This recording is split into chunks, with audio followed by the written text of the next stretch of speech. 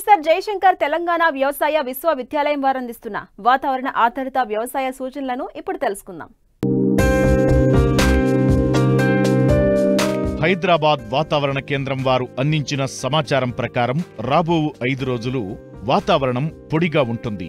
చివరి రోజు అక్కడక్కడ తేలికపాటి నుండి ఓ మోస్తరు వర్షాలు కురుస్తాయి. పగటి ఉష్ణోగ్రతలు 28 నుండి 32 డిగ్రీల సెల్సియస్ మధ్య మరియు రాత్రి ఉష్ణోగ్రతలు 8 నుండి 18 డిగ్రీల సెల్సియస్ మధ్య నమోదు కావచ్చు. ఒకే వరి పంట పండించే భూముల్లో ప్రతి 3 పైర్లకు ఒకసారి లేనిచో ప్రతి యాసంగిలో ఆఖరి దమ్ములో ఎకరాకు 20 కిలోల జింక్ సల్ఫేట్ వేయాలి. డిసెంబర్ నెలలో పత్తి పంటను తీసివేసి నీటి వసతి ఉన్న చోట రెండవ పంటగా నువ్వులు, పొద్దుతిరుగుడు, మొక్కజొన్న లేదా కూరగాయలాంటి పంటలను సాగు చెయ్యాలి. షడ్డర్ పరికరాన్ని ఉపయోగించి పత్తి మోతాదులను చిన్న చిన్న ముక్కలుగా చేసినట్లయితే తొందరగా నేలలో కలిసిపోతాయి. భాస్వరం రసాయనిక ఎరువును విత్తే సమయంలో మాత్రమే వేసుకోవాలి. నూనె గింజల పంటల్లో భాస్వరంను సింగిల్ సూపర్ ఫాస్ఫేట్ రూపంలో వేసుకోవడం వలన భాస్వరంతో పాటు కాల్షియం, గంధకం పోషకాలు లభ్యం కావడం వలన గింజలో నూనె శాతం, గింజ బరువు పెరిగి అధిక దిగుబడులు పొందవచ్చు. తెలంగాణ జిల్లాల్లో రాత్రి ఉష్ణోగ్రతలు చాలా ప్రాంతాల్లో 15 డిగ్రీల కంటే తక్కువగా నమోదవుతున్నాయి. యాసంగిలో చలి ప్రభావం నుండి నారుమడులలో నారు ఎదక్కపోవడం, ఆకులు పసుపు మరియు ఎరుపు రంగులోకి మారి కొన్నిసార్లు నారు చనిపోతుంటాయి. ఇలాంటి సమయంలో రైతులు చేపట్టవలసిన రక్షణ చర్యలు ఇప్పుడు చూద్దాం.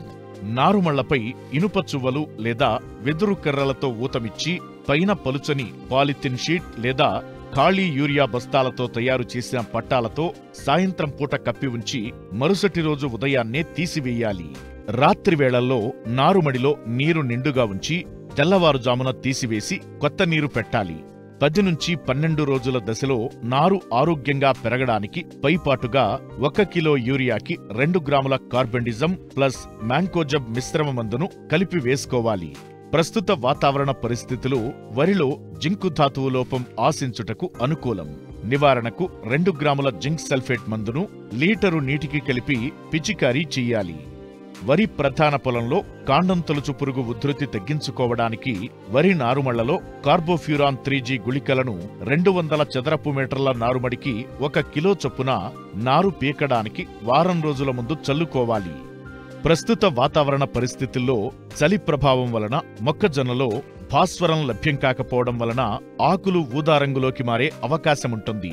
భాస్వరం లోప లక్షణాలు గమనించినట్లయితే నివారణకు 319 లేదా DAP 10 గ్రాముల మందును లీటరు నీటికి కలిపి పిచికారీ చెయ్యాలి.